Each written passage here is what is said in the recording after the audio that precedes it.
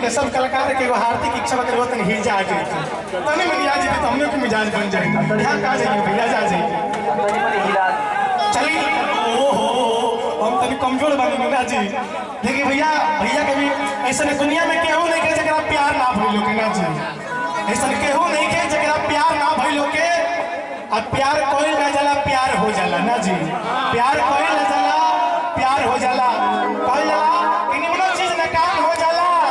और निमनो आदमी बदनाम हो जाला ना भैया निमनो चीज ना काम हो जाला निमनो आदमी बदनाम हो जाला प्यार के रोग है तो ना जाला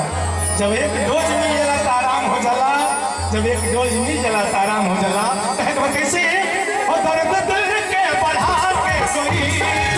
ओ दर्द दिल के बढ़ा के कोई आई नहीं गई मैं यूं 4 दिन खातिर बतिया गई आई नहीं गई मैं यूं 4 दिन खातिर बतिया गई ओ दर्द दिल के बढ़ा के कोई ओ दर्द दिल के बढ़ा के कोई आज के साली और भैया बानी साली आदि घरवाली होती है अरे उड़ाइए ना उड़ाइए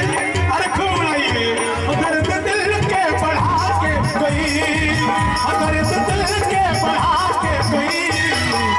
आई नहीं तो मैं 4 दिन खातिर बकरा